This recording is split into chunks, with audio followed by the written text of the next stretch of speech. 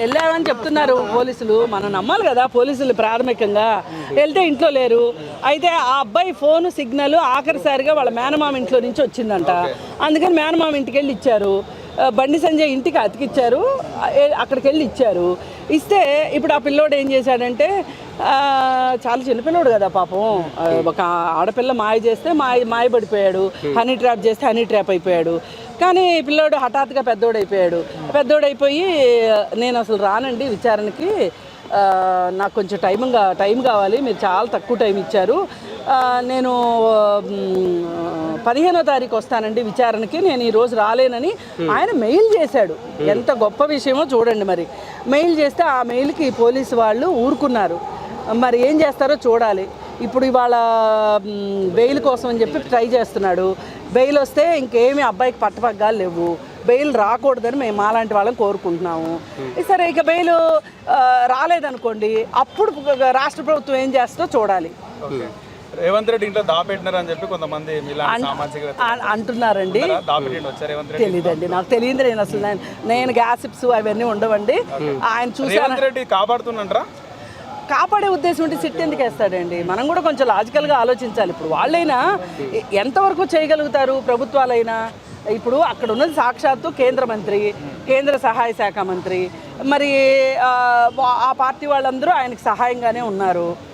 అది ఇంటి వ్యవహారం అనేవాళ్ళు ఒకళ్ళు అయితే, ఆయన ఫామ్ హౌస్ వ్యవహారం అనేవాళ్ళు కొంతమంది అయితే, అలా ఆయన ఏమైనా చేయొచ్చు అనేటట్లుగా ఉన్నారు.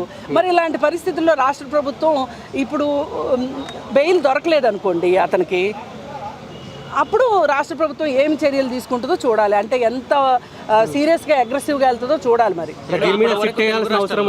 ఇప్పటివరకు తెలుగు రాష్ట్రాల్లో ఎక్కడ పోక్సో కేసులో సిట్ వేయడం కానీ చేయలే కదా మేడం? కాదండి, ఎక్కడా వేయకపోయినా ఇక్కడ వేస్తే తప్పేమీ లేదు. వేసింది మంచిదే కదా, వేసినందుకు మంచి ఫలితం వచ్చింది. అంతకుముందు 2 సెక్షన్స్ పెట్టారు. ఆ 2 సెక్షన్స్ మరి రాజకీయ పరపతితోటి ఉపయోగించి పెట్టిన సెక్షన్స్ అనిపిస్తుంది. ఇప్పుడు ఆవిడ సిట్ మేడం వచ్చేసేసి ఆ పాపతోటి డైరెక్ట్గా మాట్లాడి ఇంకో 2 సెక్షన్స్ అదనంగా చేర్చారు. ఇవి కొంచెం ఎక్కువ శిక్ష పడే సెక్షన్స్. ప్రూవ్ అయింది అంటే మటుకు 20 ఏళ్ళు జైలు శిక్ష పడుతుందండి. అందులో ఏమీ ఆశ్చర్యం పోలేదు. ఫోటోలు వేరే 2-3 తిరిగింది, ఆమె క్యారెక్టర్ కూడా బ్యాడ్ గా ప్రచారం చేసేటువంటి ఒక ప్రయత్నం జరుగుతూ ఉంది. దీన్ని ఎట్లా అర్థం చేసుకోవాలి?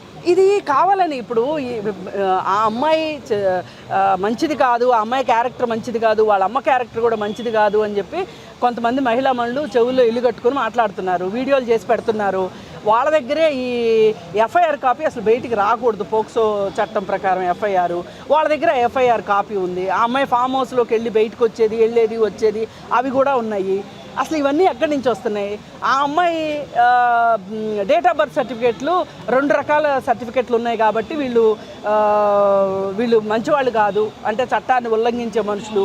ఈ అమ్మాయి అసలు లైసెన్స్ లేకుండా బండి నడిపింది అని ఇలా రకరకాల అమ్మాయి మీద తీసుకొస్తున్నారు. ఎందుకు అంటే ఇప్పుడు బెయిల్ ఇస్తే కూడా ఇవన్నీ ఉన్నాయి కాబట్టి బెయిల్ ఇచ్చారు అని చెప్పడం కోసం వీళ్ళతోటి వీడియోలు చేయిస్తున్నారు.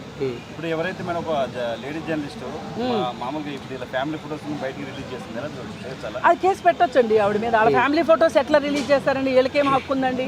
అసలు తల్లిదండ్రుల వివరాలు కానీ, తల్లిదండ్రుల ఫోటోలు కానీ, తల్లిదండ్రుల అడ్రస్లు కానీ రివీల్ చేయకూడదు. ఇప్పుడు బాధితురాలి పేర్లు రివీల్ ఎట్లా చేయకూడదు, బాధితురాలు తల్లిదండ్రులు వాళ్ళ ఊరి పేరు చెప్పకూడదు. అంత స్ట్రిక్ట్గా ఉంటుంది. నిజంగా పోక్సో కనుక ఇంప్లిమెంట్ అయితే కనుక చాలా స్ట్రిక్ట్ ఉంటుంది. అసలు ఏ కోశానా పోక్సో యాక్ట్ ప్రకారంగా ఈ కేసు లేనే లేదు. లేదండి, ప్రస్తుతానికైతే సిట్ మంచి పనే చేసింది. ఇప్పుడు ఇంకో 2 సెక్షన్లు యాడ్ చేసింది కదా. సిట్ కనుక అసలు ఆ అమ్మాయి మేజర్ అని కానీ, ఆ అమ్మాయి మ్యూచువల్ కన్సెంట్ ఓకే అని కానీ సిట్ ఏం చెప్పలా. సిట్ ఏం చేసింది, ఇంకో 2 సెక్షన్స్ పెట్టింది. ఆ 2 సెక్షన్లు మేడం, 2 సెక్షన్లు సోషల్ మీడియా మీలాంటి సామాజికవేత్తల ప్రెజర్ వల్లనే వచ్చిందని చెప్పేసి బయట టాక్ మేడం. దానికి సిట్కి సంబంధం లేదని చెప్పేసి బయట టాక్. అసలు సిట్ వేయటానికే మాలాంటి వాళ్ళందరూ గొంతెత్తి మాట్లాడటం వల్లనే సిట్ వచ్చింది. అదే కాదండి. ఇప్పుడు వాళ్ళు ఏం చెప్పారు కారణము? మోడీ గారి మీటింగ్ వస్తుంటే ఆఫీసర్లు అందరూ అక్కడే ఉన్నారు, అందుకని మేము దాని మీద కాన్సన్ట్రేట్ చేయలేకపోయాము అని చెప్పారు. సరే, ఇప్పుడు ఒక ఆడపిల్ల ఆత్మాభిమానం కన్నా మీకు మోడీ గారు ఎక్కువయ్యారు, మీరు ఇక్కడ శాంతి భద్రతలు బాగున్నాయి అనే ఒక ఇండికేషన్ మోడీకి ఇవ్వదలుచుకున్నారు కాబట్టి మీరు ఆ పని చేశారనుకుందాం. పోనీ మోడీ వెళ్ళిపోయిన తర్వాత ఏం చేశారనేది కావాలి మాకు.